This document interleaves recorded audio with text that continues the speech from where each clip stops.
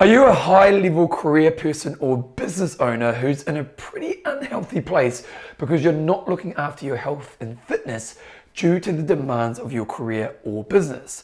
Well, today I want to share 3 massive insights I learned from interviewing someone just like you that maybe you will identify with and that ultimately could help you maybe switch to a better direction in your life. So am I 46? I'm 46. So that's what happens as you get old, you forget your age. But I'm now 46. And being 46 is interesting because when you look at the people around me, I'm of an age where health gets compromised. And this is often because in people's 40s, they tend to be a bit more career focused, their families are up and coming, so they're putting a lot more effort into other areas of their life, which is not around their health and fitness. And it's really interesting watching people as they hit this age, the quick decline in health and fitness that we see. Because often in your 20s and 30s, you can get away with not being that great with your health and fitness. But once you hit your late 30s into your 40s and 50s and so on, the cost of unhealthy behaviors get way higher.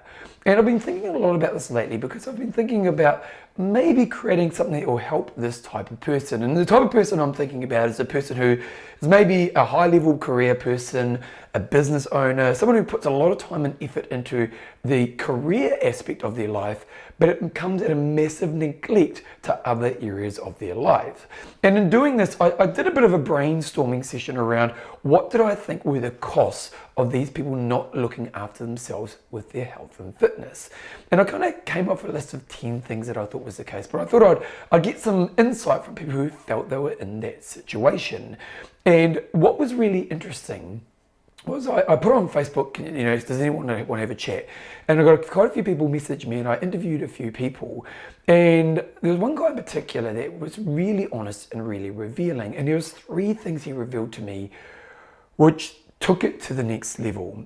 And I'm going to share them to you. So the first thing he revealed to me was because he's in such a demanding career that he doesn't actually ever think about his health and fitness. And this guy's a guy who can do like 100-hour weeks. Like he can do his average week's kind of like 60, 70 hours. He can do 100-hour weeks. He's doing a lot of volume. And he's about the same age as me. And he said to me, Bevan, do you know what's really interesting is that because I'm so much under the demands of my career, I wasn't even thinking about my health and fitness. But he said this thing and this blew my mind away. He said, but I had a scary moment recently. So he said, recently I had a moment where I had this feeling in my chest. And luckily for him, the feeling in his chest turned out to be something pretty minor. But in the moment when he had the feeling in his chest, he thought he was basically going to be having a heart attack. And this is the moment where he may pass away. Like, that's quite mind-blowing, isn't it? He has this feeling in his chest and he identifies this is the moment I'm going to pass away because I haven't looked after my health and fitness because I've been so focused on my career. And this is such a mind-blowing insight. So what he said to me was, first of all, I wasn't even thinking about my health and fitness because I was so consumed by my career focus. But when a moment of self-awareness hit, I basically had accepted that because I'd neglected my health and fitness, I'm about to die. And he said it was quite a shock for him in this moment. Now, what's really interesting for me with this example is I would have thought that he would have been aware of he wasn't looking after his health and fitness. But in this example, he said he wasn't. It wasn't until that moment where he realized his health and fitness was a massive problem in his life. The second area which I learned some insight from this guy was he was talking about how due to him not looking after his health and fitness, he's put some weight on. I think he put on maybe 15 kg. And in his earlier years, he'd been quite an athletic person. He'd done a lot of running races and things like this. And one thing he said was he'd moved back to a city that he'd lived in the past. And he had a really good friend he lived in the city that they were like best friends back in the day when they used to train a lot together. But he'd been back in the city for over a year and he hadn't contacted his friend. And the reason he hadn't contacted his friend was because he was embarrassed of the weight that he had put on. So due to the behaviors of him not looking after himself with his health and fitness through his career, he'd put weight on. And then he'd gone back to a location where he had a really good friend. Like, this is like a best mate from the past. And because he had this best mate, because he had put the weight on, he was too embarrassed to connect with a person who would actually be a really awesome person in his life. Now, when we think about the cost of health and fitness, of not looking after your health and fitness in somebody's life, we often think of the obvious things like putting weight on or not having energy or feeling lethargic, these types of things. But that's actually quite a massive cost, isn't it? Not connecting with somebody who's a really awesome person in your life because you're basically embarrassed of the position you are in your life.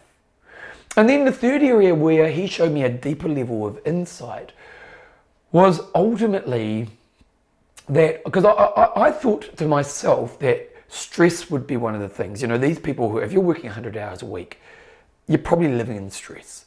And he said, what's really interesting, Bevan, is that you go from living in stress to living in anxiety. You know, and he said there's a difference. Stress is like, you know, a stressful day where you've got a lot on your plate. Anxiety is a consumption of self in a way where you just don't feel good about anything or anything looking forward. And he says, at first I was stressed and now I'm just living in anxiety. Now, what's really interesting about his insights, and he actually revealed a lot more that was actually really revealing. But when we look at the cost of the high-level career person who may be killing it in their career, but coming at the cost of their health and fitness, these are three massive areas. What were the areas? The first area was the area of not even thinking about your health and then getting to the point where you may think you're dying when you're having something go wrong. The second area was the embarrassment of self, so you neglect important areas like your relationships. And then the third area was not just being in stress, but actually living in anxiety. Now, today, why did I share this with you? Well, if you are that person who is overworked and compromising your health and fitness in a massive way, maybe it's time for you to have a wake-up call. And what was really cool in talking to this person is our conversation, you could see it was a real trigger for him to make change. And I think the first thing to do in any change journey is to understand, I need to make change. Now, myself, I'm actually going to try to look to do something that's going to help this type of person over the next period of time. I can't talk about it today because I don't actually know exactly what that looks like because I'm still doing my research. But if you are somebody who's in this position, maybe it's time that you just make that first point of call to go, I'm not going to accept that this is good enough. That I need to prioritize putting some health and fitness back in my life. Because if you can do that, you can make change and you can get to a place. And one thing to know is that you don't have to compromise your career 100% to do this. You can still put health and fitness in your life and still have a successful career. Ultimately, I don't want you to be the person who's going down a pathway where, unfortunately, some people do die young because they don't look after their health and fitness through their career. And I know that's extreme, but that does happen to some people. And if you're the person who's watched this and go, Bevan, you're talking to me, if you're identifying with this, it's time to make some change. And make change in an impactful way where you're looking after your health, where you're feeling great about yourself. And I'll be honest, you probably do better in your career if you do this as well.